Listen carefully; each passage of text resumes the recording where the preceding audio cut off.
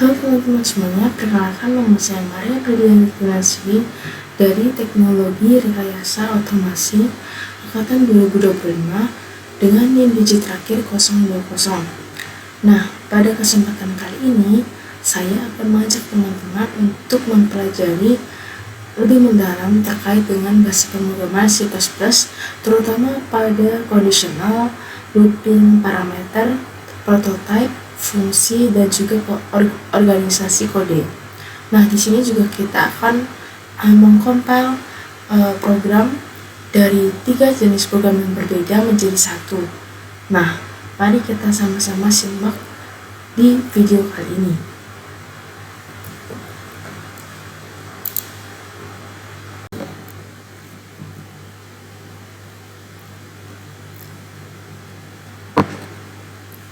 Nah, hari ini kita akan membahas dasar-dasar penting C++, yaitu kontrol alur dengan conditional dan loop, lalu cara passing data atau copy versus reference, penggunaan function prototype, dan bagaimana mengorganisir kode ke dalam banyak file, yaitu .hpp dan juga cpp untuk program yang besar. Nah, selanjutnya kita akan masuk ke dalam point for, while, do while, dan juga loop untuk array. Nah, loop digunakan untuk mengulang blok kode. For cocok untuk iterasi yang sudah diketahui jumlahnya, misalnya array. Lalu while mengulang selama kondisi benar. Dan pengertian dari do while sendiri, minimal akan dieksekusi sekali lalu dicek kondisinya. Sebelumnya kita sudah banyak mempelajari untuk dasar-dasar sederhana tetapi dengan menggunakan Python yang cukup kita sudah kuasai, terutama untuk pengkodean Replit dan juga Scratch. Nah, sekarang kita akan lebih mendalami terkait dengan bahasa pemrograman C++ dengan menggunakan software VS Code. Selanjutnya kita masuk ke dalam parameter copy versus reference dan juga prototype fungsi. Prototype sendiri berarti deklarasi fungsi, reference berarti alamat, lalu parameter copy yaitu nilai yang disalin. Nah, di sini terdapat beberapa poin yang memiliki arti sendiri, antara lain by copy, yaitu menyalin nilai sehingga perubahan di fungsi tidak mempengaruhi variabel asli. Lalu selanjutnya adalah by reference. Nah, di sini artinya menggunakan alamat variabel asli dengan memakai simbol dan, sehingga perubahan akan mempengaruhi variabel asli. Selanjutnya, prototype fungsi, yaitu deklarasi fungsi di awal, yaitu ditandai dengan integer tambah dalam kurung integer a, integer b. Nah, ini diperlukan untuk sebuah program agar fungsi bisa dipanggil sebelum definisinya. Selanjutnya, kita masuk ke dalam organisasi kode, yaitu .hpp dan juga .cpp. Nah, HPP sendiri yaitu header atau kepala, yang berarti untuk mendeklarasikan sebuah program yang berbentuk prototype dan juga variabel. Lalu .cpp yaitu source, nah atau sumber. Ini untuk mendefinisikan sebuah program berupa implementasi kode. Selanjutnya, kita perlu untuk memisahkan kode ke HPP atau header dan juga CPP atau source. Nah, ini penting untuk program modular. Hal ini dapat mempermudah kompilasi dan manajemen kode yang besar. Di kali ini kita akan membuat program yang cukup panjang sehingga kita perlu memisahkan masing-masing file lalu kita menjadikan satu yang kita akan mengaplikasikan ke dalam CMD atau Command Prompt. Nah, selanjutnya ini adalah contoh program dan juga langkah cepat. Program yang akan kita buat ada dua.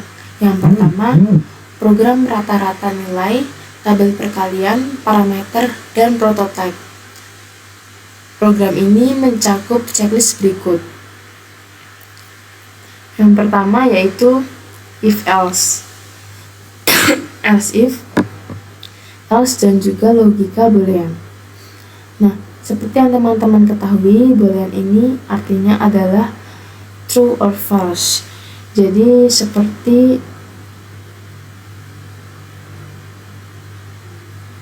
tidak atau benar. Nah, lalu di dalam if else sendiri ini kan berarti fungsi.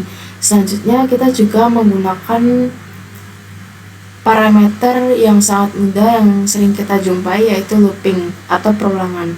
Di sini terdapat pemecahan yaitu for dan juga do while.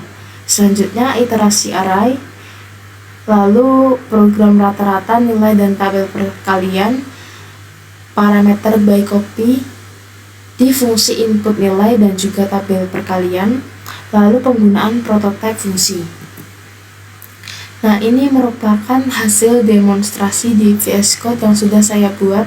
Nanti saya akan menunjukkan untuk kode dan juga konsol atau terminal yang sudah dihasilkan atau outputnya. Lalu kita akan masuk ke dalam contoh program yang akan cukup rumit, yaitu program modular sederhana, yaitu HPP dan juga JPP yang akan dipisahkan lalu digabungkan lagi menjadi satu, dimasukkan ke dalam output terminal.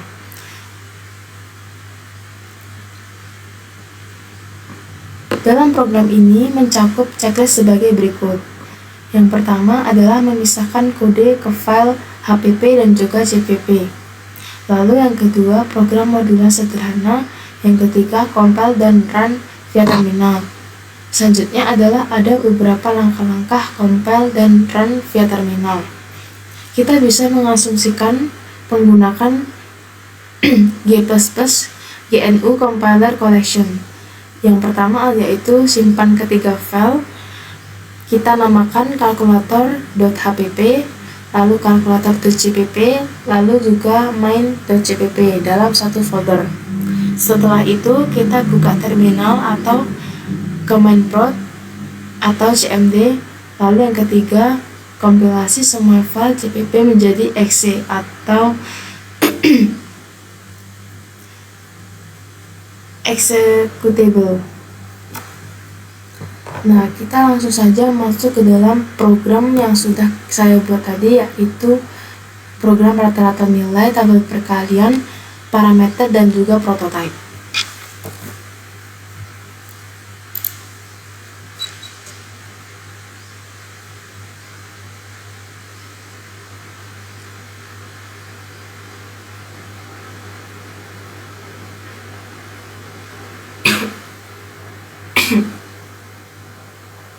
Nah, di sini terdapat beberapa fungsi yang terbentuk sehingga menimbulkan untuk outputnya sebagai berikut. Kita mungkin akan coba dulu untuk memasukkan input sehingga program kita dapat dieksekusi dan juga berhasil. Kita memasukkan angka nilai input nilai ke 1 yaitu 0 sampai 100. Semisal kita inputkan 78, lalu 67, 98, 45, 67. Nah, maka akan muncul sebagai berikut: nilai rata-rata 71, statusnya lulus. Di sini juga terdapat tabel perkalian di bagian bawah dari program rata-rata, yaitu perkalian 5. Mungkin kita bisa coba sekali lagi.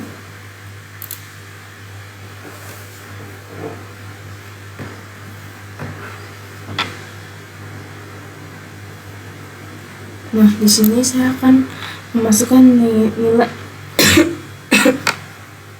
nilai yang cukup besar, semisal 9, 98, 89, 96, 90. Nah, di sini maka hasilnya adalah 94,4, yaitu lulus sangat baik. Jadi di sini saya membuat program dengan jumlah ukurannya yaitu baik, sangat baik, cukup baik, dan tidak lulus. Lalu seperti biasa untuk bagian pemrograman yang sederhana, kita pastinya menemukan untuk void, lalu integer sebagai fungsi utama, lalu if else untuk fungsi jika maka, lalu kalau untuk perhitungan. Nah, ini adalah program yang sudah kita buat. Selanjutnya kita akan masuk ke dalam pemrograman yang kedua.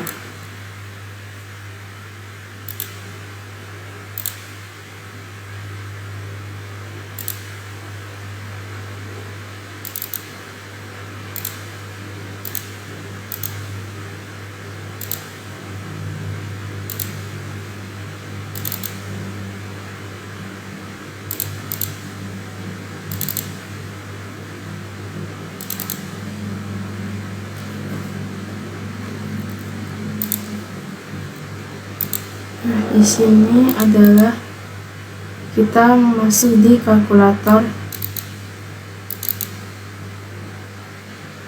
Nah, di sini adalah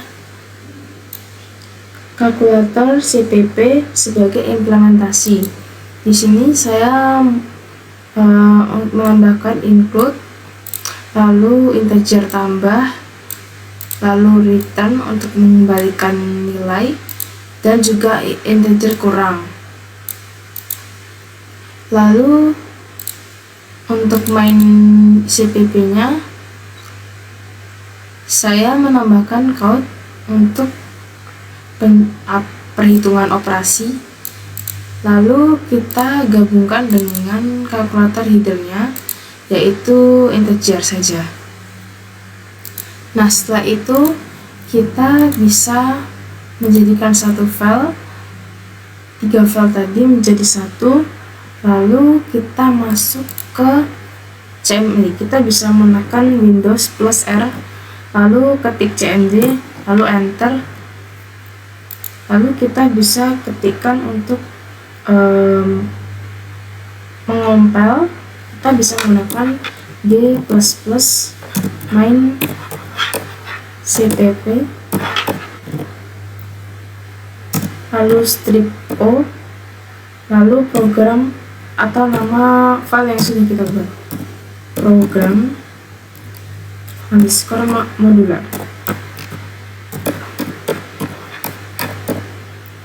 Lalu kita enter.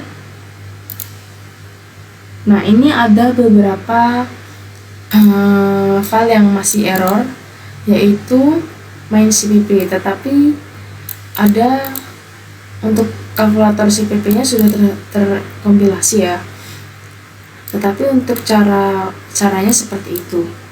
Selanjutnya kita masuk ke menjalankan programnya tadi. Kita masuk ke dalam Windows, lalu program modular, lalu kita running. Mungkin hanya itu saja untuk cara-cara mengkompilasi sebuah file yang berbeda menjadi satu file dan kita running. Untuk program-program yang sudah saya buat akan saya sertakan di linknya dan juga bisa diakses siapapun. Mungkin cukup sekian untuk pengertian dari program yang cukup sederhana, yaitu conditional loop, parameter, prototype, fungsi, dan juga organisasi kode, dengan kita yang membuat program contoh 2 program yang sederhana.